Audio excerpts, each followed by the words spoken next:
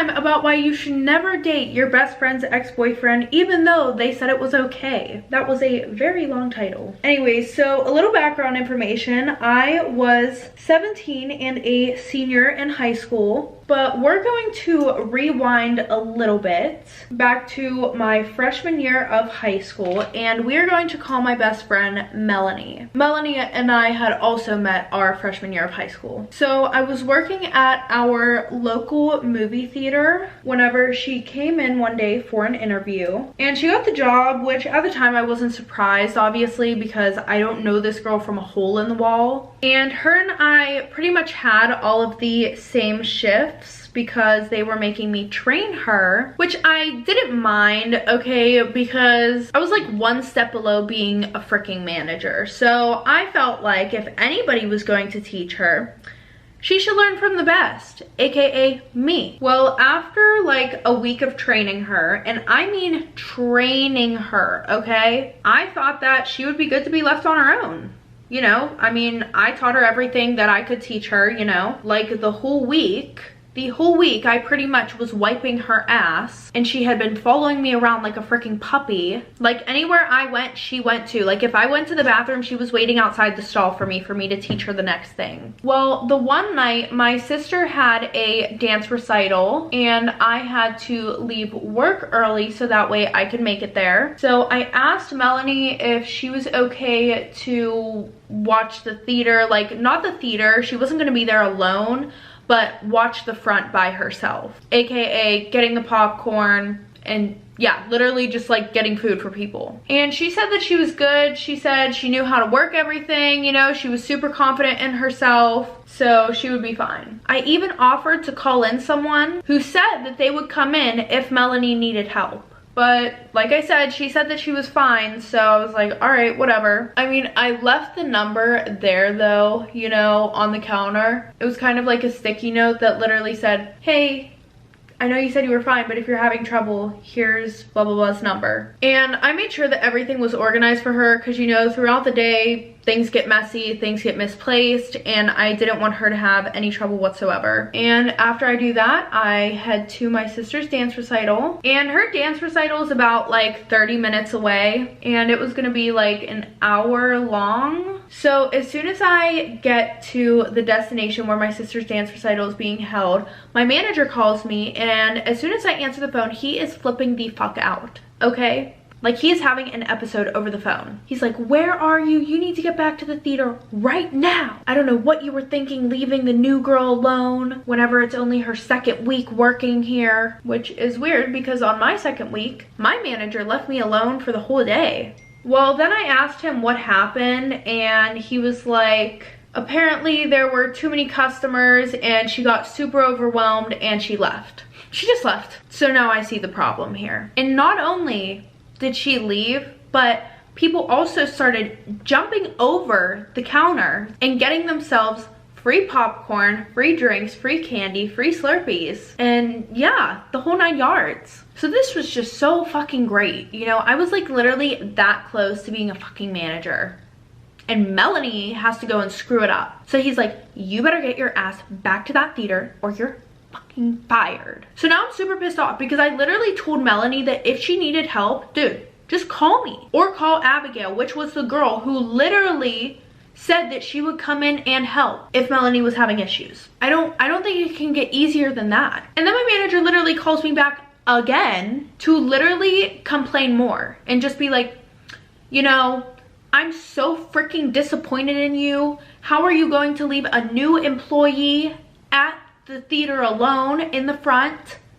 He was like, further showing that you're not responsible enough to handle a manager position. He's like, she's saying that you didn't even teach her how to count the drawer or how to work the slushy machine. And I tell him, I'm like, well, she told me that she was fine to work there. She did not say that there was one problem at all. She didn't say that there was nothing she, you know, didn't understand. Also, I had a whole plan lined up for Abigail to go in if she had any trouble, so that way Abigail could help her. So I get to the movie theater and the cops are there, thankfully, to be honest. It was like I walked into a fucking zoo. And I know you would probably think, like, dude, where's the other employees? Like, where's security? Yeah, that wasn't in the budget for us. So we did not have security or any people who worked at the theater willing to stop that chaos. And to be honest, this theater was literally like the smallest fucking theater in the world. Like, I don't even know how they're still open. Like, we rarely get new movies. The movies that are out came out like 3 months ago. And then we play those movies for about another 3 months until we're finally able to get the other movies in theater.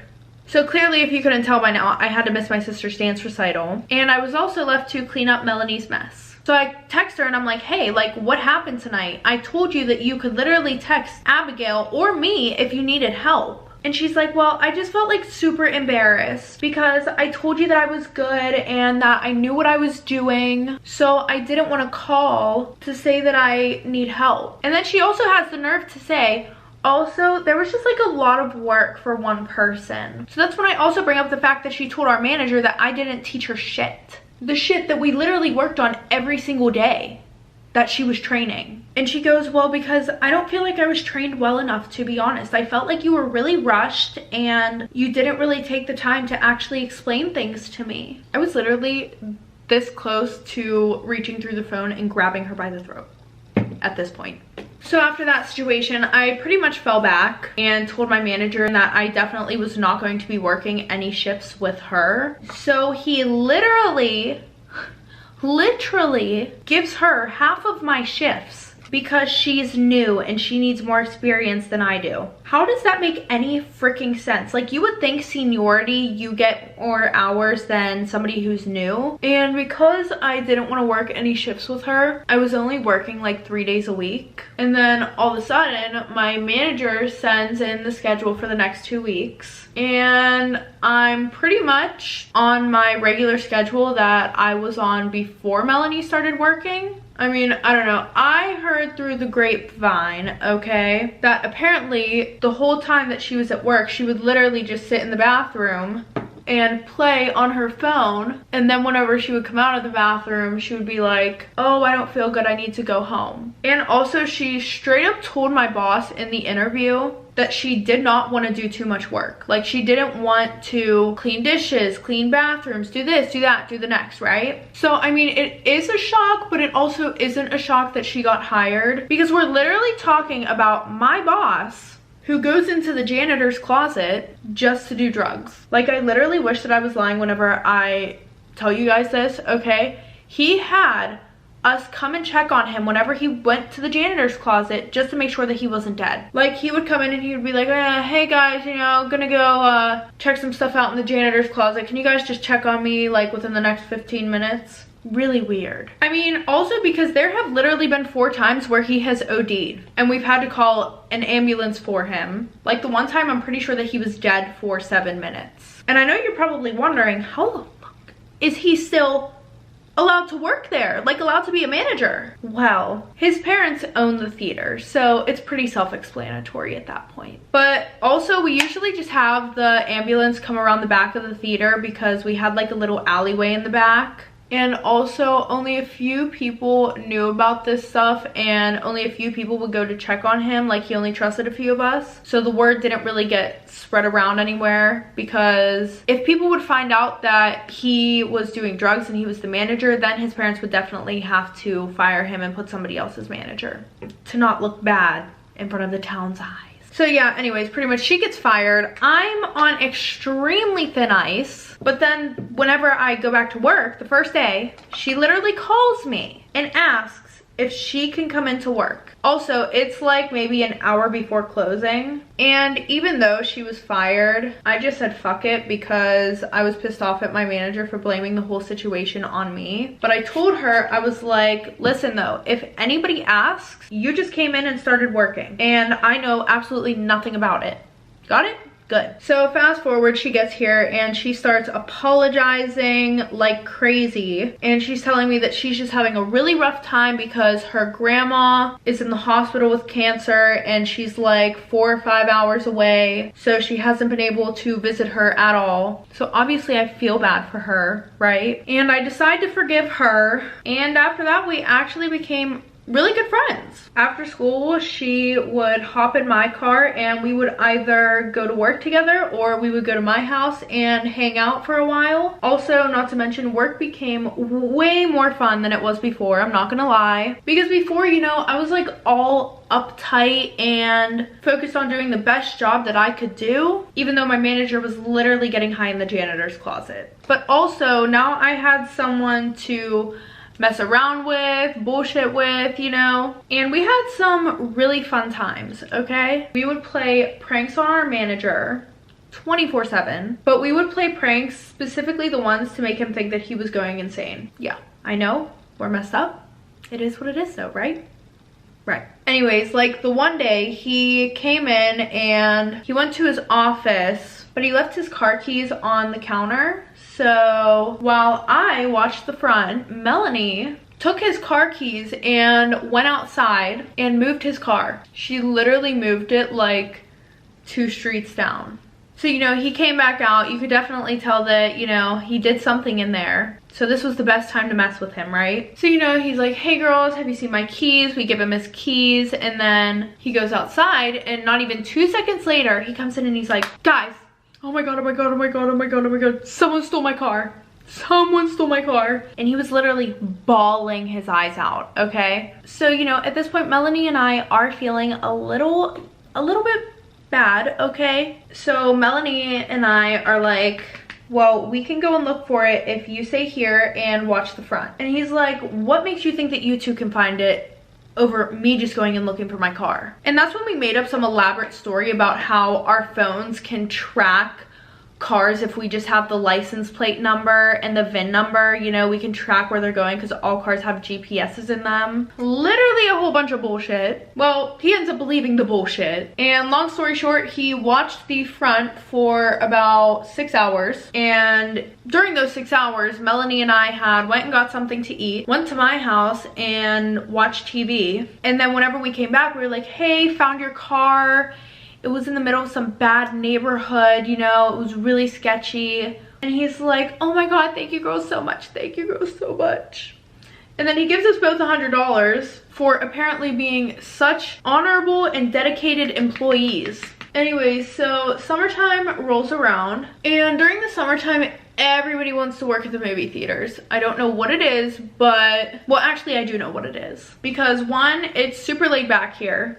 Like it really is. Like, our manager, yeah, you know, there was a few times where, you know, he'll get on our asses, but like other than that, he does not care. And he's the only one in charge. It's not like anybody else comes in to check on us. Like, it's not like there's like 2 managers. And number 2, you never had to pay to go see a movie that came out 3 months ago. So people also love this because now, since it's summertime, they can start taking people on dates for free. Like, I kid you not, there was a guy who worked at the movie theater the summer before, just so that way he could take girls on dates. Like, after his shift was over, he brought in a different girl every single freaking day to this movie theater for free. I mean, period, I guess. So we ended up hiring 4 new people. There was an older lady who just wanted to do janitorial work, and then someone else who also just wanted to do janitorial work. But then there were these 2 guys, Alex and Brandon, and they were both a year older than Melanie and I, and they were also best friends, and they also just wanted this job so that way they could screw around and do whatever they wanted. So 2 days before these boys got hired, Melanie and her family got a hotel 5 hours away, close to the hospital that her grandma was staying at, so that way they could finally go and see her. So at this time, it was only Brandon, Alex, and I,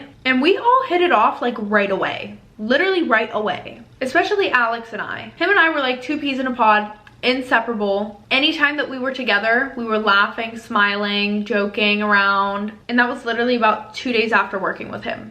Only 2 days. After work, you know, after everything was cleaned up, we were done, we would usually just get a big thing of popcorn and we would go and watch one of the movies. And I have this issue where I get too attached to people, right? So I usually try to keep my guard up for a while. Quick interjection here. I know exactly what she means because I don't know if it's my mommy issues or whatever it is, but I get attached to people too quickly. It could be people I have a crush on. It could be people that I am best friends with, you know, anybody. So usually I have to keep my distance, literally, for a while before I actually like let my walls down, so that way, you know, my feelings can go crazy. It's weird. Let me know if any of you guys struggle with the same thing, because that was a very vulnerable moment for me. Anyway, so like I said, you know, keeping my guard up. But after like 3 weeks, I finally decided that it was a good time to let myself like him, you know. I mean, I already liked him, but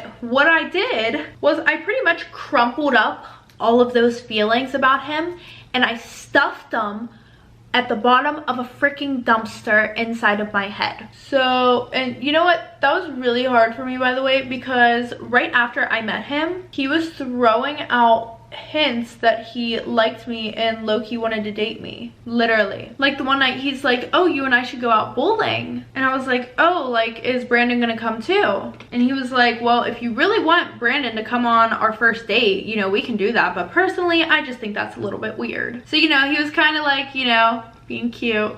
But I did end up going on this date, okay? And we had a really, really, really good time, okay? No awkwardness or anything, except for whenever he drove me home. And as soon as he parked the car, you know, he was like, all right, you know, like, I had a really good time with you. And he went in for the kiss. As soon as he went like this, I literally jumped out the car and I was like, bye. Awkward. And I was so upset because I couldn't tell Melanie about any of this because she was literally staying in the middle of nowhere. So when I would try to call and text her, nothing would go through. So she could only call off of her grandma's phone in the hospital. But the last time that her mom caught her doing that, she got her phone taken away, even though her phone wasn't really even usable. So I finally get a text from my manager and he's like, hey, Melanie's on her way back, so I'm only going to be putting you on for 2 days this next week, so that way we can give her some good hours. So after that week, he ended up putting me on only 2 days a week for the next few weeks after that, which was Mondays and Fridays, and I was super upset because I didn't work with Alex, Brandon, or Melanie. Like, we had no shifts together. They all three were put together, but I wasn't put with them. Also, Melanie still didn't have her phone and she was grounded, so I hadn't talked to her since she got caught talking to me on the phone in her grandma's room. Well, finally, our schedules all go back to normal and I was put back on the shift with Melanie, Alex, and Brandon, period. And as soon as Melanie and I see each other, we are very deep into a conversation about everything that's been going on in each other's lives, when all of a sudden she blurts out and she's like, oh my god, and I have something to tell you. I like Alex. Damn it. Damn it. That's what I have to say about that. So now I'm sitting there and the smile that was on my face has pretty much melted off. She definitely noticed and she was like, oh my god, what? Does he have a girlfriend? No, but he was about to. And I was like, no. And then she was like, well, what is it? And I'm like, this was so shallow of me. I'm not even gonna lie. Yes, I was shallow for doing this, okay? But it didn't even work, so I don't think it should count as me being that type of person. I was like, well, summer's almost over and him and Brandon are going home soon. Like, he's only down here visiting his dad for the summer. So I think it would be pointless to get into a relationship with him. And she looks at me like I just fucking ran over her dog. She's like, and she goes, I really thought you would be way more supportive than this. Like, sure, he's going back home, but that doesn't mean we couldn't do long distance. And yes, I know long distance usually doesn't work, but what's the harm in trying? So at that point, I realized I'm not going to win, so I take the L, and I'm like, you know what? Screw it. If you're happy, Melanie, and you really like him, you should date him. Also, you two would make a real cute couple. So later on, I'm cleaning up, and Melanie had just got picked up by her parents and it was only Alex and I. And I'm not gonna lie, things between Alex and I have been super, super, super, super, super, super, super awkward since Melanie started working with us. It was mainly because we didn't hang out as much and we didn't talk as much. It was mainly him and Melanie, you know, who were like this now. Which I can also say though, it's definitely partially 90% my fault because I tend to distance myself from people without realizing it whenever I feel like I'm put on the back burner. It's just like a safety mechanism for me, you know? So that way I don't get hurt. That's what it is. It's a really bad habit, but keeps my feelings from getting hurt. Yeah. So while I'm cleaning up the Slurpee machine, he comes over to help and there's like a really awkward silence until he looks at me and he's like, "What's wrong with you?" "Okay, buddy."